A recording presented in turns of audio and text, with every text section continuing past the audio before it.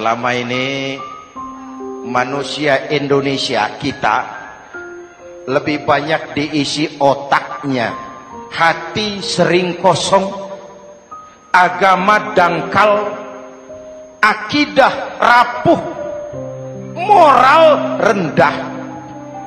Memang kemudian muncul banyak orang-orang pintar, cuma sayang tidak benar. Indonesia kita bangkrut, Indonesia kita terpuruk, Indonesia kita sakit parah kalau diurus orang yang cuma pintar tapi tidak benar. Kita perlu orang-orang pintar, tapi kita lebih perlu orang benar. Jelas? Kalau cuma pintar tapi tidak benar, itu yang sering saya sampaikan, nanti disuruh ngurus beras malah nimbun beras.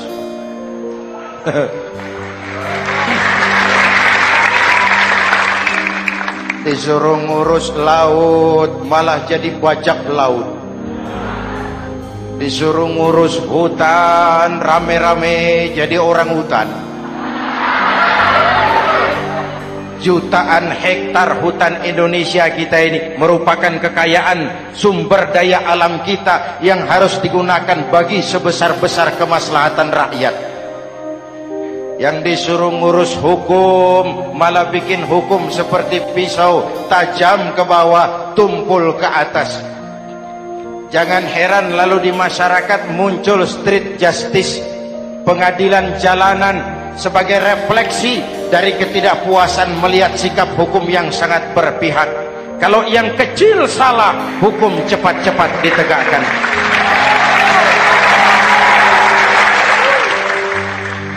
Lihat saja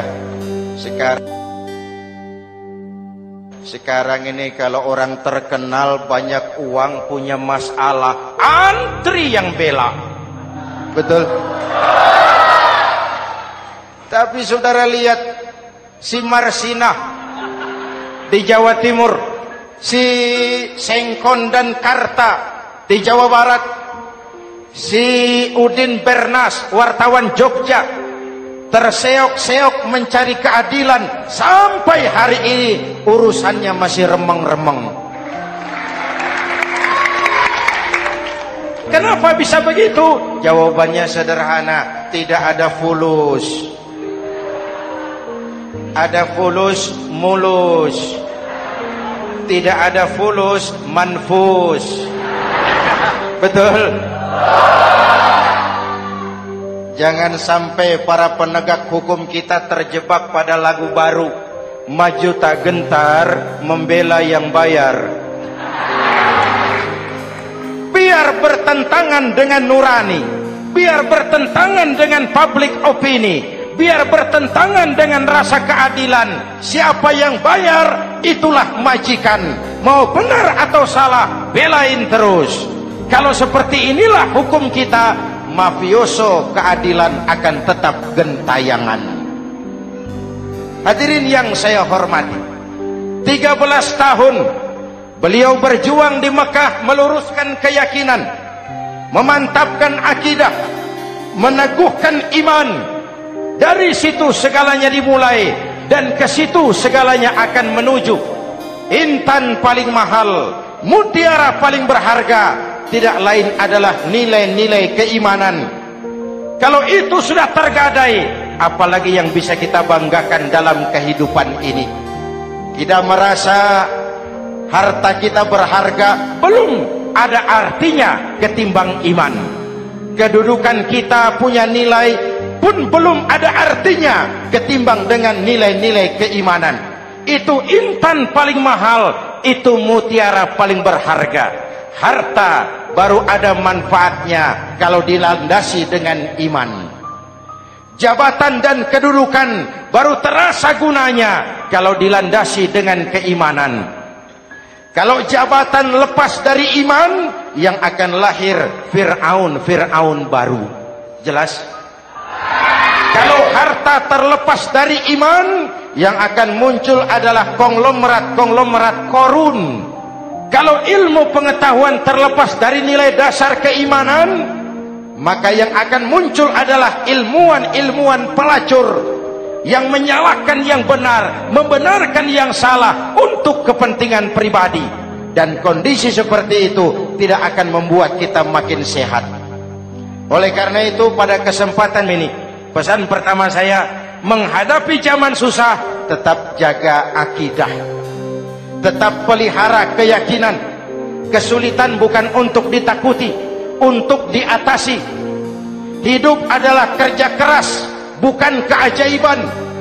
Perubahan tidak akan datang hanya dengan simsalabim abragadabra. Perubahan tidak akan muncul hanya dengan berandai-andai. Perubahan tidak akan turun dari langit seperti turunnya embun di waktu malam. Perubahan adalah kerja keras, sehingga Al-Quran membimbing kita, innallaha la yughayyiru ma biqaumin hatta yughayyiru ma bi anfusihim. Allah tidak akan mengubah keadaan suatu bangsa kalau mereka tidak mau mengubah apa yang ada di dalam diri mereka. Yang ada di dalam diri itu rule of thinking, state of mind, cara kita berpikir, cara kita memandang kehidupan, cara kita mengatasi persoalan. Hadirin yang saya hormati, inilah iman. Berangkat dari ini kita menyadari ini ujian buat kita rakyat. Dan kita rakyat Indonesia ini kalau sama susah sih sudah kenyang. Ya Pak? Ya Pak? Kita ini sebagai bangsa mengalami apa yang disebut oleh Bung Karno up and down, naik turun, timbul tenggelam, pasang surut. 350 tahun dijajah oleh Belanda, kita susah.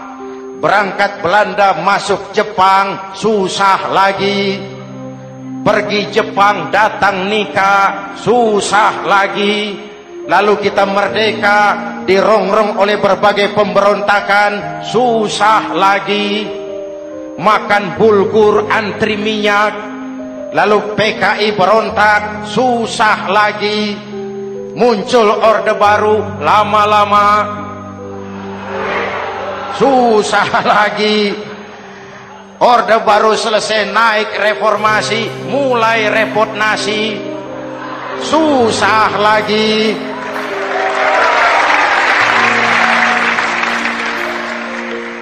Kalau susah kita ini sudah akrab, sudah intim. Mestinya kalau sudah susah seperti itu, jangan salah sikap menyikapi kesusahan.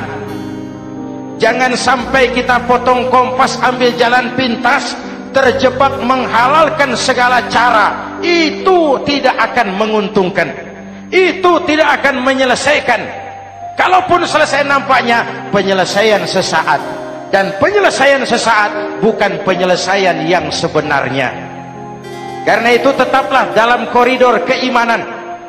Boleh zaman berubah, akidah jangan sampai goyah. Silahkan masa berganti, tapi keyakinan jangan mati. Sekali la ilaha illallah, sampai tetes darah paling penghabisan, tetap la ilaha illallah. Sanggup? 3 orang. Sanggup? 21. Sanggup?